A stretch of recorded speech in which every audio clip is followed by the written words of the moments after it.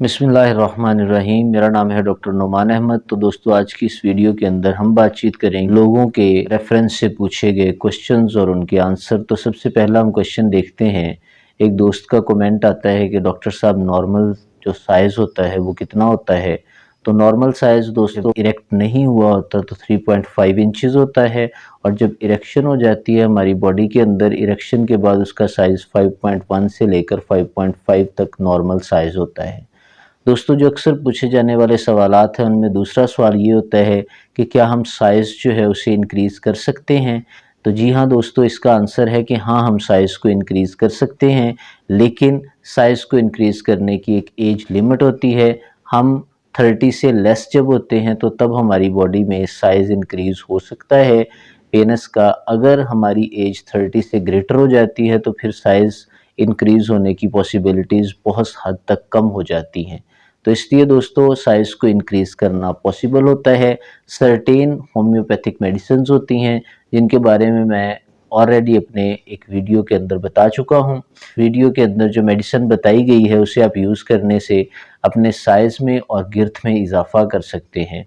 तीसरे नंबर पे जो दोस्तों अक्सर पूछा जाने वाला सवाल है कि साइज़ कम क्यों होता है? तो दोस्तों, साइज़ के कम होने की आज की वीडियो के अंदर हम दो मेन रीजंस भी डिस्कस करेंगे, तो मैं आपको ऑलरेडी बता देता हूं। सबसे पहला इसका रीज़न होता है हार्मोनल डिस्टरबेंस, और दूसरा इसका रीज़न होता है मास्टरबेशन। इन डिटेल हमें इस बाद में इस चीज़ को डिस्कस करते हैं। तीसरा जो अक्सर पूछा जाने वाला सवालात उनमें से एक ये है कि हमारे साइज़ के अंदर कमी की वजह से हमें क्या प्रॉब्लम्स हो सकते हैं। तो दोस्तों, साइज़ में कमी की वजह से एक तो आपके अंदर सेल्फ कॉन्फिडेंस की कमी आ जाती है। दूसरे नंबर पे साइज़ कम होने से आपका पार्टनर जो होता है वो सेटिस्फाइड नहीं हो पाता। जो इससे अगला सवाल पूछा जाता है वो ये है कि क्या साइज़ कम होने से हमारी सेक्सुअल लाइफ पे असर पड़ता है? तो दोस्तों, साइज़ कम होने से याद रखिए कि सेक्सुअल लाइफ पे असर तब तक नहीं पड़ता जब तक इरेक्शन नॉर्मल रहता है। जब आपके इरेक्शन में कमी आती है तब साइज़ कम होने से आपके जिस्म के ऊपर भी असर पड़ता है और आप जिस पार्टनर के साथ रहते हैं उस पर भी असर पड़ता है।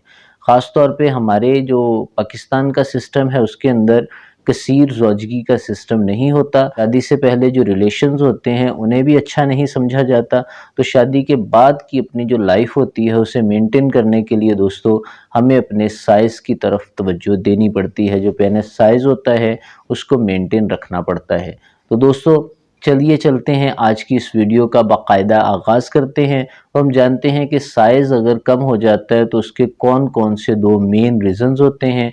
जैसा कि आपको ऑलरेडी बताया जा चुका है, साइज़ के कम होने का सबसे पहला और मेन रीज़न यही होता है कि आपके अंदर हार्मोन्स जो होते हैं उनकी कमी हो जाती है। मेल हार्मोन्स जो हैं उन्हें टेस्टोस्टेरोन कहा जाता है। जब मेल हार्मोन मेल की बॉडी के अंदर नहीं बन पाते तो उनके जिस्म के अंदर उनका जो प्राइवेट पार्ट होता है उसका साइज़ डिक्रीज़ होना स्टार्ट हो जाता है, वो सिकुड़ना स्टार्ट हो जाता है।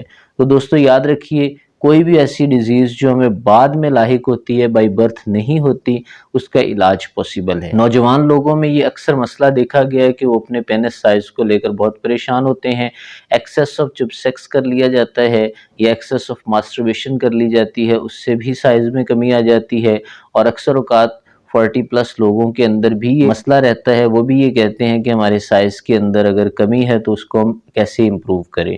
तो दोस्तों, सबसे पहले तो हमें ये जानना चाहिए कि हमारी बॉडी में जो टेस्टोस्टेरोन लेवल है वो तो नहीं कम हो गया।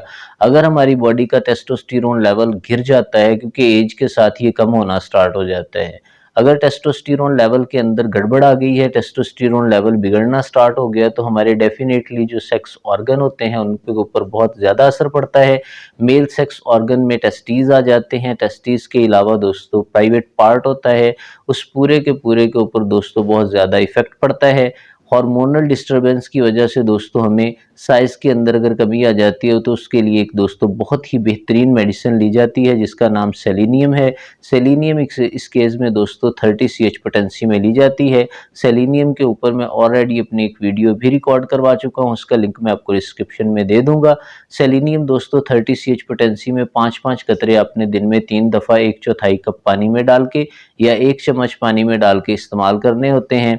दोस्तों, साइज से रिलेटेड जितने भी प्रॉब्लम्स होते हैं वो आहिस्ता आहिस्ता ठीक होना स्टार्ट हो जाते हैं। जब हमारी बॉडी के अंदर हार्मोन्स कम होते हैं, टेस्टोस्टेरोन, याद रखें मेल में टेस्टोस्टेरोन हार्मोन और फीमेल के अंदर प्रोजेस्टेरोन हार्मोन होते हैं, और ल्यूटेनाइजिंग हार्मोन्स के साथ साथ फॉलिकल स्टिमुलेटिंग हार्मोन्स भी मौजूद होते हैं।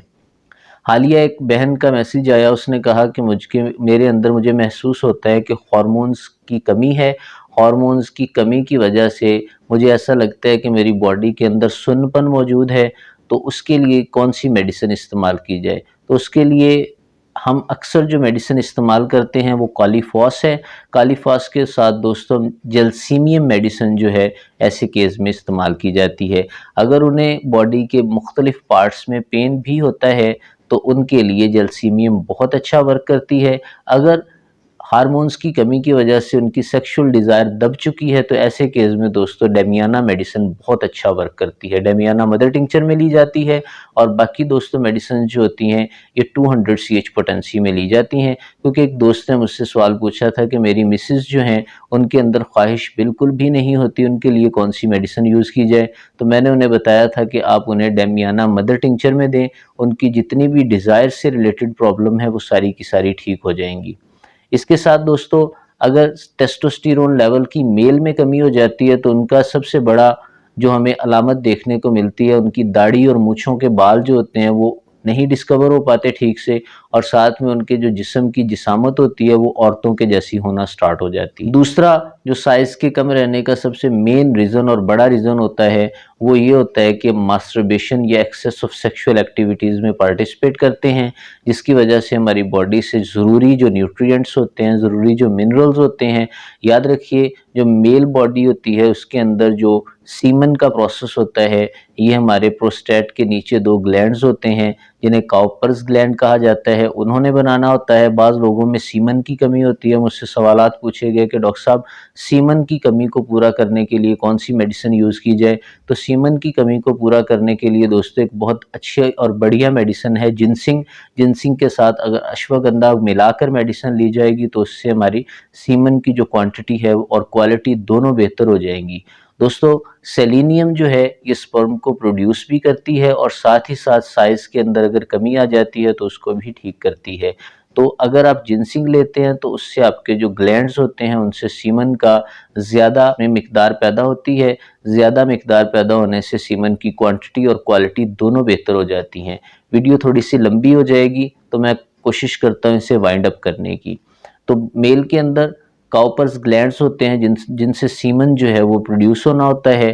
तो दोस्तों अगर हम एक्सेस ऑफ सेक्स में एक्टिविटीज़ में हिस्सा लेते हैं या एक्सेस ऑफ मास्टरबेशन करते हैं तो उससे हमें अगर साइज़ के अंदर कमी आ जाती है तो उसके लिए दोस्तों स्टेफिसाइगेरिया 30 CH पोटेंसी में ली जाती है। स्टेफिसाइगेरिया को लेने का तरीका ये होता है कि आपने इसके 5-5 बूंद 1/4 कप पानी में या 1 चम्मच पानी में डाल के कम से कम 3 महीने तक इस्तेमाल करना है इस मेडिसिन को, और दिन में 3 दफ़ा इस मेडिसिन को इस्तेमाल करना है। साथ ही अगर दोस्तों आप जिनसिंग 3X में यूज़ करते हैं तो उसके लिए भी दोस्तों आपने 4-4 गोलियां दिन में 3 दफ़ा इस्तेमाल करनी है। 3 महीने तक लगातार इस मेडिसिन को इस्तेमाल करना है। आप 8 दिन के इस्तेमाल से इस मेडिसिन के इफ़ेक्ट्स को पहचानने लग जाएंगे और जानने लग जाएंगे। इसी तरह दोस्तों 3rd नंबर पे जो मेडिसिन आती है उसका नाम है लाइकोपोडियम। लाइकोपोडियम दोस्तों इस केस में 30 CH पोटेंसी में ली जाती है। सेम उसी तरह जिस तरह आप स्टेफिसाइगेरिया को यूज़ करते हैं 5 बूंद 1/4 कप पानी में डालकर इस्तेमाल करें या 1 चम्मच पानी में इस्तेमाल करते हैं तो उसके दोस्तों में बहुत बढ़िया रिजल्ट मिलते हैं। अगर आप 4 कतरे अपनी डायरेक्ट ज़ुबान पे भी टपका लेते हैं तो उसके भी दोस्तों में बहुत बढ़िया रिजल्ट्स मिलते हैं। तीनों मेडिसिन को लेने के लिए इनके अंदर अप्रॉक्सीमेटली 10 मिनट का वक्फा जो है वो डालना ज़रूरी होता है। इसके साथ ही दोस्तों मैं आपको अप्लाई करने के लिए एक मेडिसिन बताता हूँ। उस अप्लाई करने के लिए जो मेडिसिन है वो ऑलमोस्ट दोस्तों मिक्सचर की सूरत में होती है। अगर आप मिक्सचर की सूरत में वो मेडिसिन 2 से 3 हफ्ते के लिए अपने प्राइवेट पार्ट के ऊपर अप्लाई करते हैं तो वो आपके सारे मसाइल को हल करने में बहुत अच्छा किरदार अदा करती है। तो उस मेडिसिन के अंदर दोस्तों आप वैज़लीन लेते हैं। वैज़लीन के अंदर दोस्तों आपने न्यूफर ल्यूटियम मदर टिंचर डालना है और साथ में साइडोनिया वल्गरस मदर टिंचर डालना है। जितनी मिकदार में आप वैज़लीन लेते हैं, फ़र्ज़ करें आपके पास है 25 ग्राम, उसके अंदर दोस्तों 10 कतरे आपने ल्यूटियम के डालने हैं और 10 कतरे आपने दोस्तों इसके अंदर डाइडोनिया वल्गरस के। इन दोनों को आपने अच्छी तरह वैसलीन के अंदर 25 ग्राम वैसलीन के अंदर अच्छी तरह मिक्स कर लेना है और दिन में 2 दफ़ा सुबह शाम अपने पेनाइल एरिया के ऊपर आपने अप्लाई करना है। आहिस्ता आहिस्ता दोस्तों आप देखेंगे कि आपके साइज़ के अंदर इंक्रीमेंट होना स्टार्ट हो जाएगा। मैं आपको दोस्तों बारहा बता चुका हूँ, साइज़ के अंदर इंक्रीमेंट नेचुरल होता है। बाज़ सूरतों में अगर नेचुरल चीज़ें जो होती हैं वो अपना प्रोसेस स्टॉप कर देती हैं तो उसके प्रोसेस को इन्हेंस करने के लिए, बढ़ाने के लिए हम दोस्तों इन मेडिसिन्स का इस्तेमाल करते हैं। याद रखिए दोस्तों, अगर कुदरती तौर पर किसी चीज़ के अंदर कमी आ गई है तो कुदरती तौर पर उस चीज़ की कमी को हम ठीक नहीं कर सकते, यानी बाई बर्थ कुछ लोगों के अंदर साइज़ की कमी को लेकर प्रॉब्लम्स होते हैं तो उनको दोस्तों इससे ठीक नहीं किया जा सकता। अदरवाइज़ जो आम प्रॉब्लम्स होते हैं जैसे कि बैरूनी एक्सटर्नल इफ़ेक्ट्स पड़ते हैं तो उससे दोस्तों साइज़ को ऑटोमेटिकली हम इंक्रीज़ कर सकते हैं, क्योंकि अल्लाह ताला कुरान मजीद में इरशाद फरमाता है हर बीमारी का इलाज मौजूद है, मैंने हर बीमारी का इलाज पैदा किया है। हदीस में से अगर हम स्टडी करें तो 2 चीज़ें हमारे सामने आती हैं। कुरान से भी हमारे पास एक बुढ़ापा सामने आता है और दूसरे नंबर पे मौत सामने आती है। इन 2 का इलाज जो है वो पॉसिबल नहीं है। हदीस और कुरान दोनों के मफ़हूम आपके सामने मैं बयान कर रहा हूँ कि हर चीज़ का अल्लाह ताला ने इलाज रखा हुआ है सिवाय मौत के और बुढ़ापे के। तो लिहाजा दोस्तों जो कमेंट सेक्शन के अंदर बैड कमेंट्स करते हैं कि जी इसका इलाज पॉसिबल नहीं है, ये हो जाता है, वो हो जाता है, तो उनसे गुजारिश है कि वो अपने कमेंट्स अपने पास रखें। जिन दोस्तों को इन मेडिसिन से फ़ायदा होता है उन्हें तो होता ही होता है, बस वो अल्लाह के हुज़ूर अपने लिए और मेरे लिए दुआ करें और अपनी इस दवाजी ज़िंदगी में खुश रहें। ये वीडियोज़ शादीशुदा लोगों के लिए होती हैं और एजुकेशनल पर्पसेस से होती हैं। अपने करीबी होम्योपैथिक डॉक्टर से मशवरा करने के बाद आप मेडिसिन का इस्तेमाल करें, क्योंकि जितना भी कंटेंट आपको मेरे चैनल पे मिलेगा वो जस्ट एजुकेशनल पर्पसेस से हैं। इन मेडिसिन्स को इस्तेमाल करने से पहले फिजिशियन से रब्ता ज़रूरी है। मेडिसिन को अपने टाइम पे इस्तेमाल करें। जो मेडिसिन होम्योपैथिक हैं वो दोस्तों असर करती हैं और इनके 99.9% असरात आपको देखने में मिलते हैं। तो मैं उम्मीद करता हूँ आपको ये वीडियो पसंद आई होगी। नेक्स्ट वीडियो तक के लिए अल्लाह हाफिज़।